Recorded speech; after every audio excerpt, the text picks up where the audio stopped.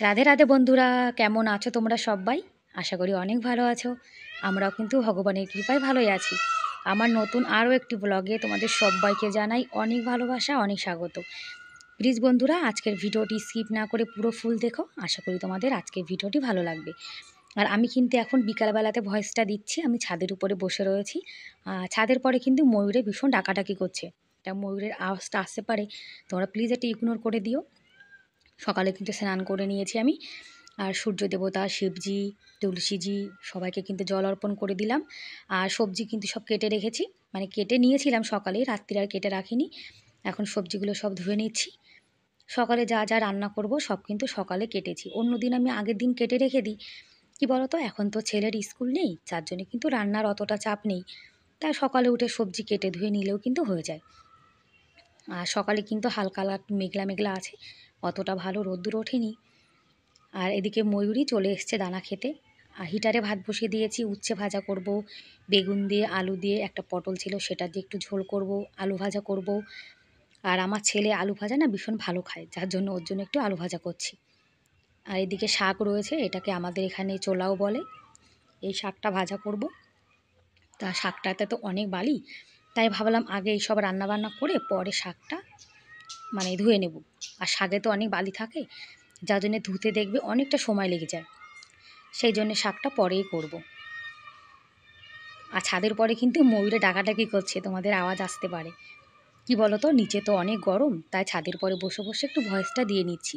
কেন বিকালে ছাদের পরে খুব সুন্দর ঠান্ডা হাওয়া চলে, যার জন্য ছাদের পরে বসে রয়েছি।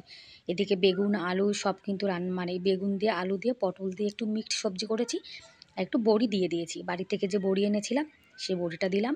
আর এদিকে আলু ভাজাটাও কিন্তু হয়ে গেছে। আর আজকে তো ভালো কারেন্ট ছিল, যার জন্য কিন্তু আমি সব কিছু হিটারেই করেছি, হিটার আর ইন্ডাকশানে। সকালে উঠে ভাতটা বসিয়ে দিয়ে ওইদিকে সবজিটা কেটে ধুয়ে নিলাম। সবজি কাটতে ধুতে যেটুকু সময় লাগে তার মধ্যে কিন্তু ভাতটা হয়ে গেছে। আর ভাত হয়ে যাওয়ার পরে আলু ভাজাটা বসিয়ে দিয়েছি। আর ওদিকে কিন্তু কড়াইতে ইন্ডাকশানে আমি বেগুন আলু ঝোলটা করে নিয়েছি। আর এখন এই যে উচ্ছেটা দেখছো, উচ্ছেটা ভাজা করে নেব।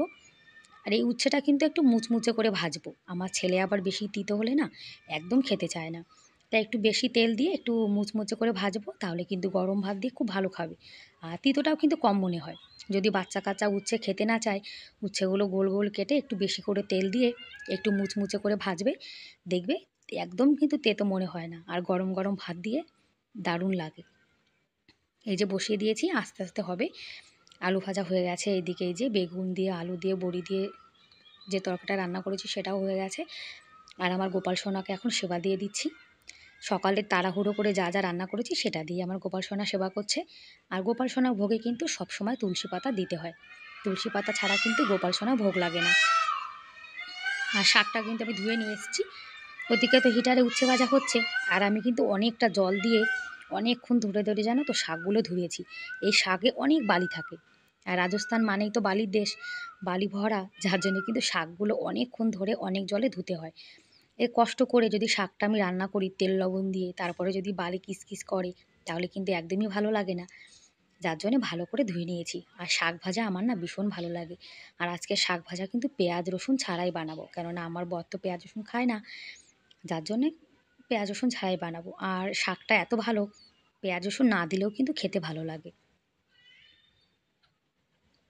আর এই যে গরমকাল চলে এসছে, এই শাকটা শুধুমাত্র গরমকালের 1-2 মাসই পাওয়া যায়, মে আর জুন, এই 2টো মাস পাওয়া যাবে, পরে আর পাওয়া যাবে না। কলকাতায় কত সুন্দর শাক পাওয়া যায়, কিন্তু আমাদের এখানে সেরকম কিন্তু কিছুই পাওয়া যায় না। তা যা পাওয়া যায় সেটা দিয়ে কিন্তু খাওয়া দাওয়া করতে হয়। আর বন্ধুরা, তোমরা এখনও পর্যন্ত যারা ভিডিওটি দেখছো, তোমাদের আজকের ভিডিওটি কেমন লাগলো কমেন্ট করে কিন্তু অবশ্যই জানিও। আর ভিডিওর কোনো অংশ ভালো লেগে থাকলে প্লিজ একটা লাইক করে দিও। আর আমার চ্যানেলে তোমরা আজকে যারা নতুন আর ভিডিওটি দেখছো, তোমরা যদি এরকম ভিডিও দেখতে ভালোবাসো, তাহলে কিন্তু চাইলে আমার এই চ্যানেলটিকে সাবস্ক্রাইব করে আমার এই ছোট্ট পরিবারের পাশে থেকে যেতে পারো। আর এই কাজটি যারা অলরেডি করে দিয়েছো তাদেরকে অসংখ্য ধন্যবাদ। রাত্রিরে যে বাসনগুলো ধুয়ে রেখেছিলাম সেগুলো তো সব জল ঝরে গেছে, সেগুলো এখন রেখে দিচ্ছি। আমি কিন্তু প্রতিদিন রাত্রিরে এঁটো বাসন সব ধুয়ে রেখে দিই, তোমরা যারা প্রতিদিন আমার ভিডিও দেখো তারা তো সবাই জানো। আর কি জানো তো, রান্নাঘরে কিন্তু মা অন্নপূর্ণা থাকে। তা মা অন্নপূর্ণা, মা লক্ষ্মী যেখানে থাকে সেটা কিন্তু সবসময় পরিষ্কার পরিচ্ছন্ন করে রাখতে হয়। আর এঁটো বাসন কিন্তু কখনোই রান্নাঘরে রাখতে নেই, এটা কিন্তু আমি বিয়ের পর থেকেই মানে মেনে চলি। আমি যখন থেকে সংসার জীবনে এসেছি তখন থেকে কিন্তু আমি বাসন সব রাত্রিরে মেজে রাখি। আর সংসারে যখন প্রথম এসেছিলাম সময়ের কাজ কী করে সময়ে করতে হয় আর কিভাবে মানে কাজটা করলে দ্রুত হয়ে যায় সেটা কিন্তু একদমই আমার কোনো অভিজ্ঞতা ছিল না। এখন ধীরে ধীরে যত সংসারের মানে সংসার করছি, যত বয়স বাড়ছে ধীরে ধীরে কিন্তু অভিজ্ঞতাটা বেড়ে যাচ্ছে। আর সময়ের সঙ্গে সঙ্গে কিন্তু মেয়েরা সব কিছু শিখে যায়। আর আমরা মেয়েরা এমন একটা মানে কি বলবো, এমন আমাদেরকে যে পাত্রে রাখবে আমরা কিন্তু সেই পাত্রের আকার ধারণ করি। আর সংসারে থাকতে থাকতে কিন্তু সব কিছু শিখে যায়। এদিকে ঘরটা কিন্তু গুছিয়ে নিয়েছি। আর আমার গোপাল সোনা তো সেবা হয়ে গেছে, আমার গোপাল সোনা এখন বসে বসে টিভি দেখছে। আর পাখাটাও চালিয়ে দিয়েছি। আজকে অতটা সকালে গরম নেই, যত বেলা বাড়ে ধীরে ধীরে কিন্তু গরমটা বাড়তে থাকে। এদিকে শাক ভাজাটা কিন্তু হয়ে গেছে, আর কাঁচা লঙ্কা একটু বেশি করে দিয়েছি, একটু ঝাল ঝাল হলে খেতে কিন্তু ভালো লাগে। শাক ভাজাটা হচ্ছে, আমি গ্যাস ওভেনটা পরিষ্কার করে নিচ্ছি। আর ভাত তরকারি রান্না করলে গ্যাস ওভেনটা না অতটা ময়লা হয় না। রুটি বানালে রুটির গুঁড়োর জন্যে মানে আটার গুঁড়োর জন্যে গ্যাস ওভেনটা অনেকটা নোংরা হয়ে যায়। আর আমি কিন্তু রান্না করার সঙ্গে সঙ্গে মানে যেটুকু ময়লা হয় আমি টুকটুক করে পরিষ্কার করতেই থাকি। মানে রান্না করার সময় যখন একটু হলুদ পড়ে তখন আবার গ্যাস ওভেনটা মুছে নিই। আর ঘর বাড়ি এলোমেলো নোংরা থাকলে না আমার একদম ভালো লাগে না। আমি নিজে না খেয়ে থাকবো ঠিক আছে, কিন্তু সবার প্রথমে আমি আমার ঘর, রান্নাঘর সেগুলো সবার আগে পরিষ্কার রাখি। আর গোছানো গোছানো সংসার কিন্তু সব মেয়েরই ভালো লাগে, তাই না? আর ঘর বাড়ি পরিষ্কার পরিচ্ছন্ন করে গুছিয়ে রাখতে গেলে কষ্টটাও কিন্তু অনেক করতে হয়, জানো তো? কষ্ট করবে তবেই কিন্তু দেখবে তোমার ঘর বাড়ি পরিষ্কার পরিচ্ছন্ন থাকবে। আর ঘর বাড়ি যদি সবসময় গোছানো গোছানো থাকে আর হঠাৎ করে কিন্তু বাড়িতে কেউ চলে আসলে দেখবে খারাপ লাগে না। আর ঘর বাড়ি যদি এলোমেলো থাকে ঝম করে কেউ চলে আসে তখন দেখবে খুব কিন্তু লজ্জা করে। আর রান্না করার পরে যে লবণ হলুদ তারপরে যে শাক বেছেছিলাম তা অনেকটা পাতা টাতা পড়েছে, একটু ধুলো হয়ে গেছে, যার জন্য রান্নাঘরটা আবার একটু পরিষ্কার করে নিচ্ছি। তা না হলে এই যে দেখছো ওই যে ময়লাগুলো এগুলো কিন্তু পায়ে পায়ে সারা ঘরে মানে ঘুরে বেড়াবে, যার জন্যে পরিষ্কার করে নিচ্ছি। আর ঘরটা কিন্তু আমি সকালে ঝাড় দিয়ে মুছে নিয়েছিলাম।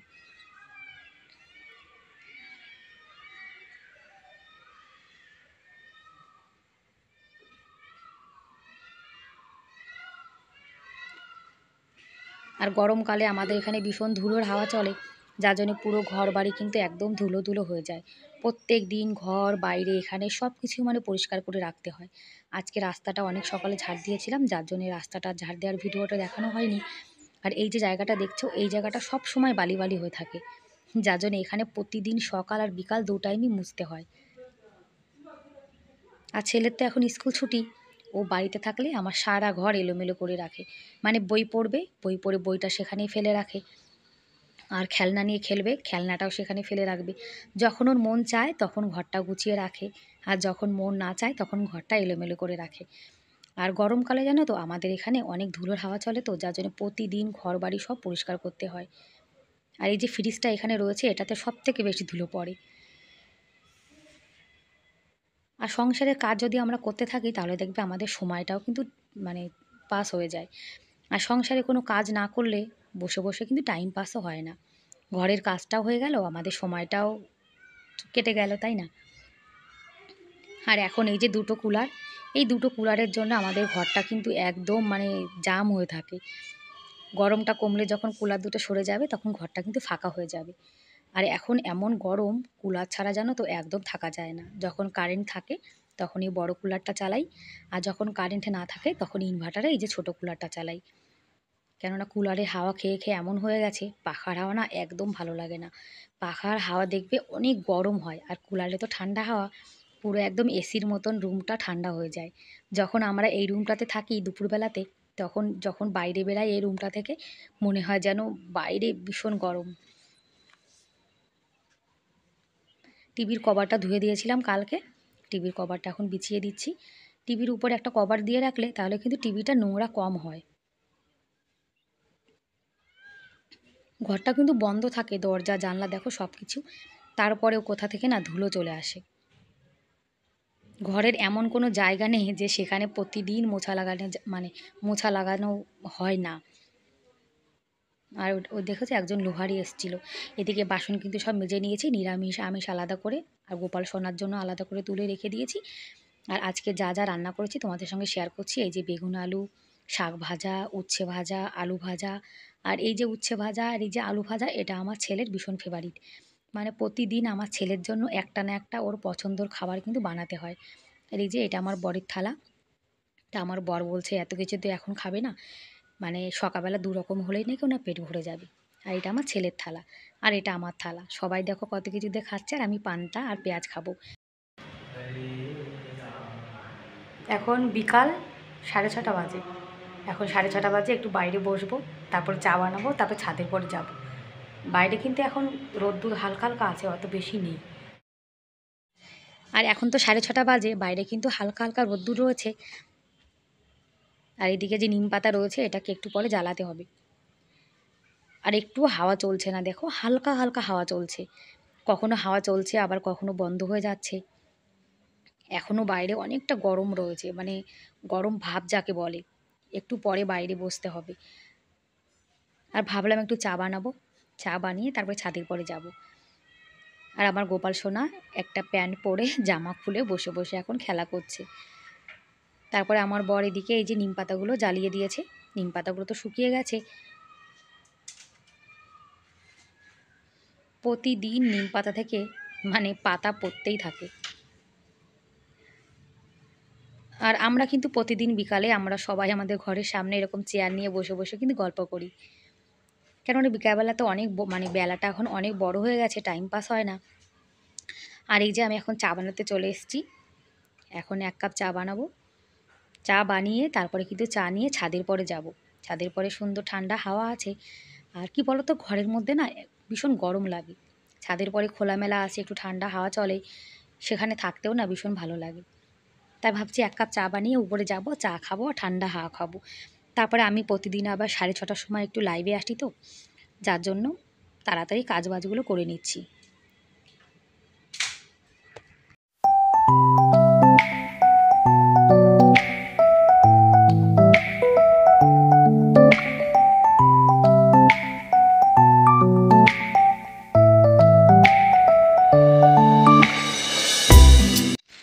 আর আজকে বিকালে দুধ চা বানাচ্ছি। আমি কিন্তু প্রতিদিন সকাল আর বিকাল 2 টাইম কিন্তু চা খাই।